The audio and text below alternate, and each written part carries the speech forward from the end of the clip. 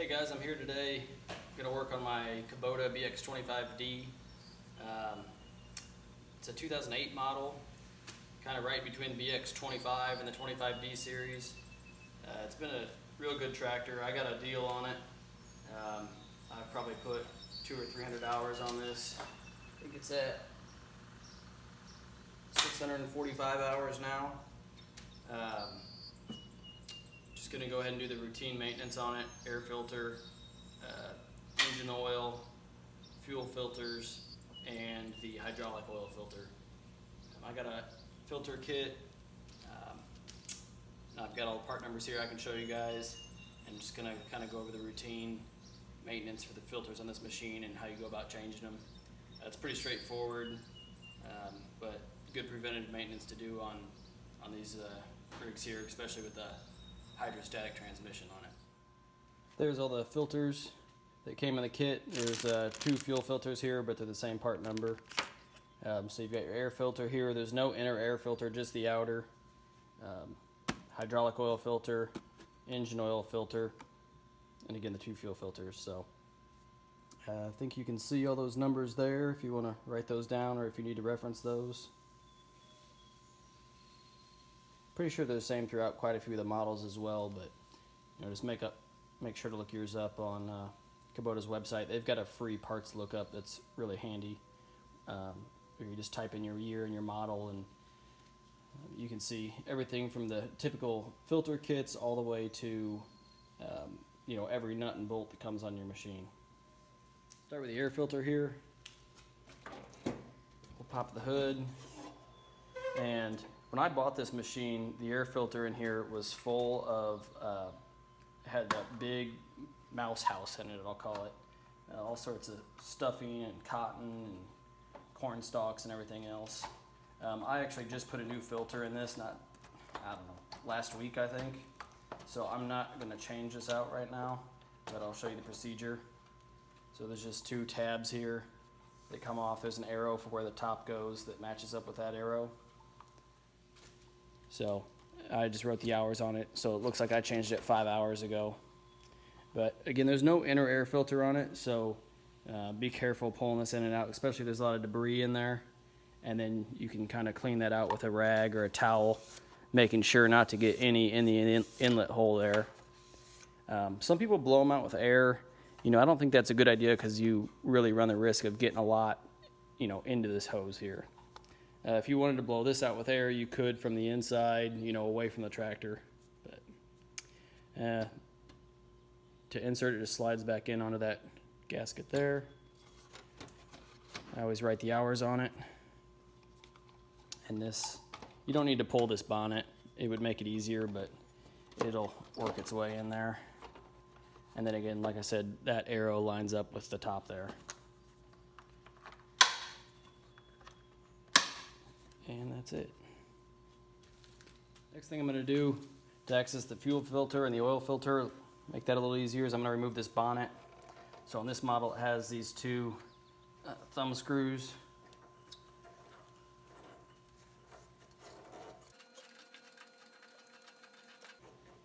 I've done quite a bit of work on mine trying to fix it. I see that piece is still broken, so I might re-glue that back on. This one's still holding. You can see it had broke previously, and I glued these pieces on here with some special glue, but it's obviously come back apart. So here's removal of the front grille. I'm using a 10mm Allen and a 17mm box end wrench on the nut.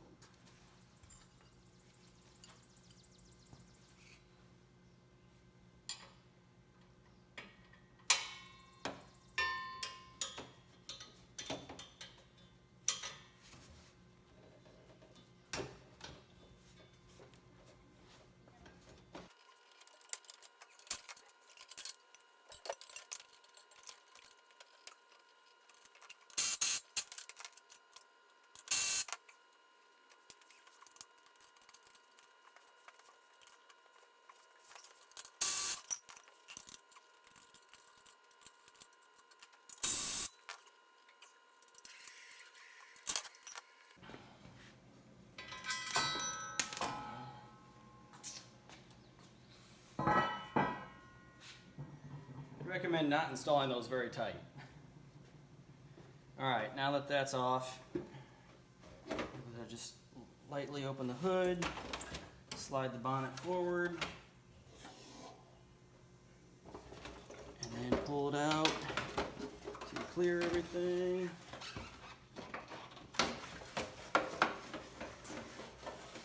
There she goes.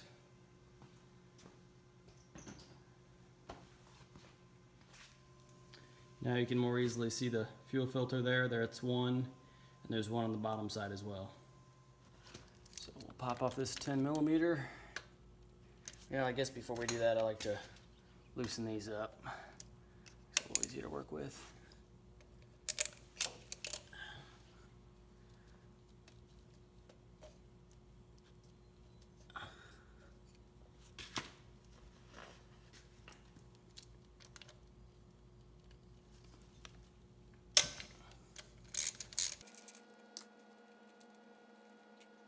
Big end is on the, I'll call that the upstream side or the engine side there.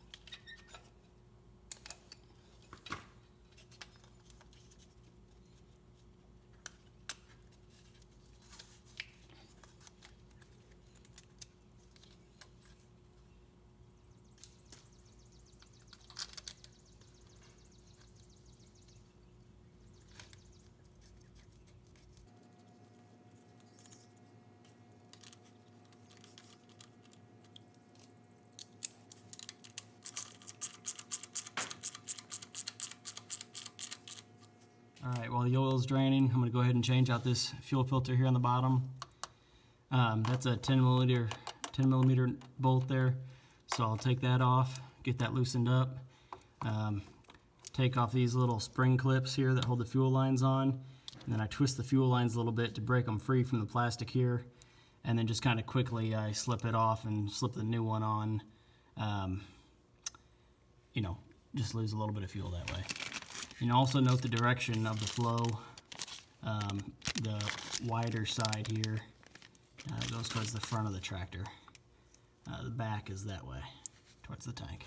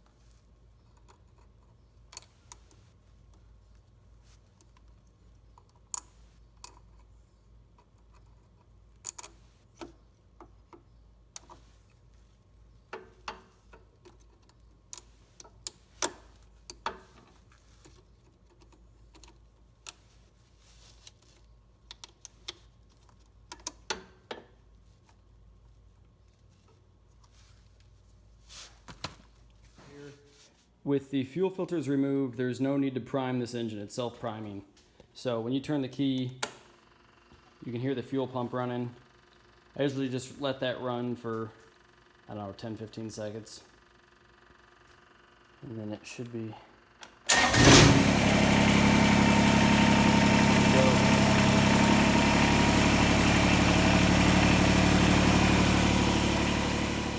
Right underneath the machine here, there's the oil pan drain. I had this machine running for about 5 minutes to get up to temperature, and we'll crack that there and get that to drain into our pan. That's a 15 millimeter head on that bolt. All right, at this point all the oil's drained out, so we'll go ahead and put the plug back in here.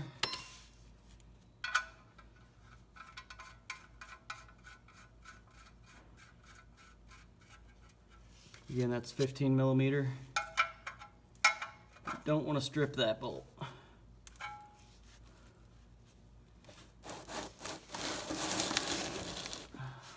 Just gonna move that over to catch oil from the oil filter now. All right, this one's kind of self-explanatory. I'm gonna pull that off. There's gonna be some draining down into our pan there. So to show, I got these at a garage sale or somewhere. And I know a lot of people use the band type oil filter wrenches, but man, I found this one to be so handy. It goes on, you know, different size oil filters. Does everything from my Duramax diesel truck to a little one like this, and it's just, I find it way easier. You just use it like a pair of pliers.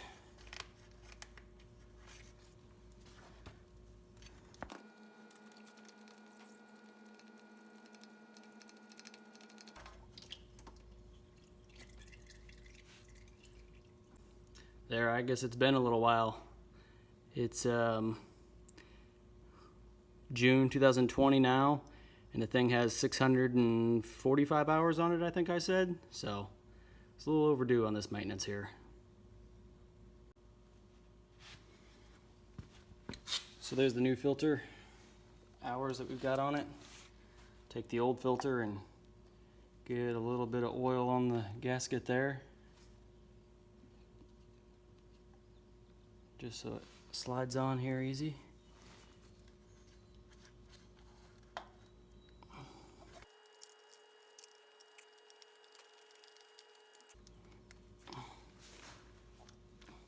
Of course, it's upside down there. Oil fills right on top there. I had it loosened up to make it drain faster.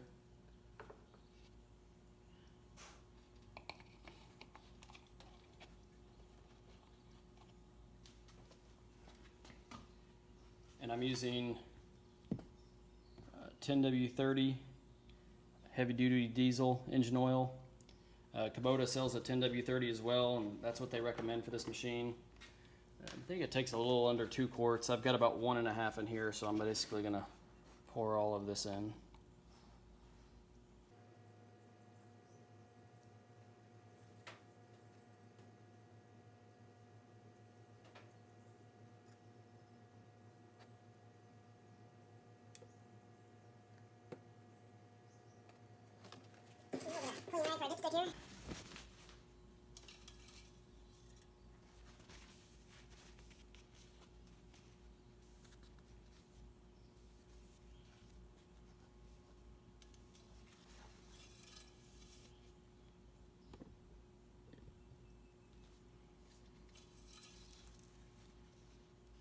So that 1.5 was a little low, so I'll add a little bit more here. I've got another jug of it.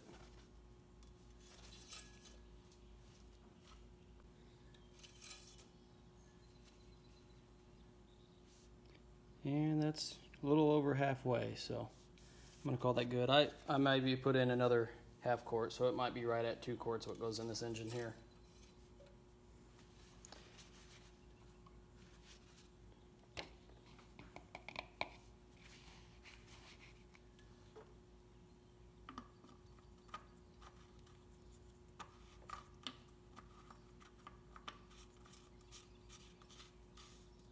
And engine oil is done. All right, so with this filter, I'm actually going to remove that one and stick this one on real quick without draining the oil.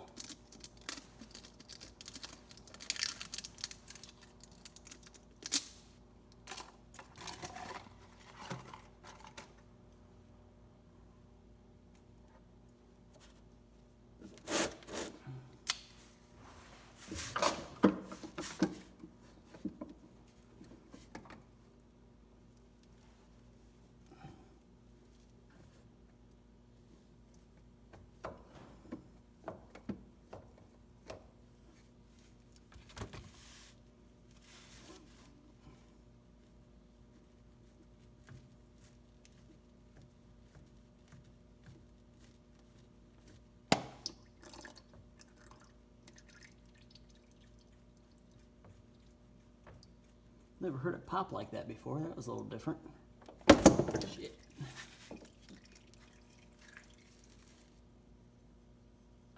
So there's not a lot draining out of there. What I'm doing there is getting some of that oil on the O-ring there. It's good. Yeah, it's not even coming out. Easy. There's a little bit of dirt up there. I'm gonna wipe off. All right.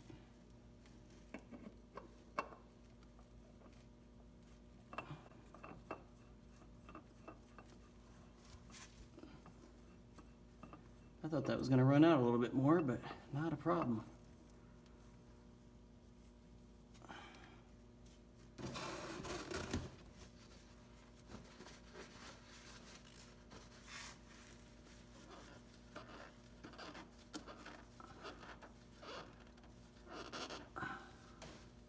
All right, that orange port there, little grab handle, is the fill port for the hydraulic fluid, as well as the dipstick where you check the level. So it's got a couple O-rings on it. Sometimes it's a little tight in there if you haven't removed it in a while. Just kind of wiggle it around in a circle. And there she is. So it's got some marks on it there, you can see. I didn't lose much fluid, but we'll still check it. Gonna kind of wipe the opening there. And I think you have to push it all the way back in there to get a good reading. So all the way in, pull it out, and you can see there, it's about halfway up. I might go ahead, I've got about a quart of it. I'll just go ahead and add a little bit to bring it up. But all right, here we go. Definitely need a long stem funnel for this one here. It's a little reach down in there. And then this is the only fluid that you're supposed to use on the hydraulics of these machines. It's the Kubota brand UDT2, the Super UDT2. They don't want you putting anything else in these since it's a hydrostatic transmission. Also goes throughout your cylinders and everything. You know, I've had guys, try to tell me just to put regular tractor, hydro trans fluid, things like that. And for a couple bucks, I'll buy the right stuff for something like this transmission. Put about a half quart in there. I figured too, that's also got to fill up that filter, so maybe we'll throw a little bit more in there. Don't want to overfill it though, because it's probably a pain to drain. Well, I know it is. It's on the bottom of the transaxle. Let's see how we look there.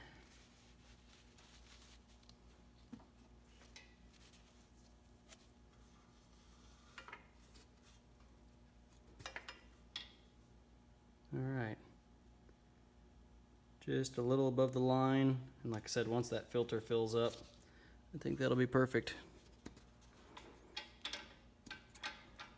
Make sure it's in there tight, seals out any dirt or dust, and it doesn't get hit when you open that. You kind of got to put it at the right angle there. That'll do. And that'll pretty much do it. Obviously I still have the bonnet and grill to put back on that I took off. I think I'm going to go ahead and try to make the repair here on this before I go ahead and put it back together. Get that glued and let it set overnight before I put it back on. But installation's the reverse. You know, slip it over the engine here. You'll tighten down these two thumb screws. It slides into a little bracket here. Hood latches down, and then we'll re-bolt that up with those 4 screws, and probably won't put them in as tight this time. So that's maintenance. You know, I think if I wasn't recording, this probably would have taken, you know, maybe 20 minutes, 25 minutes. So definitely saved some money. I think I paid around $50 for the maintenance kit off eBay.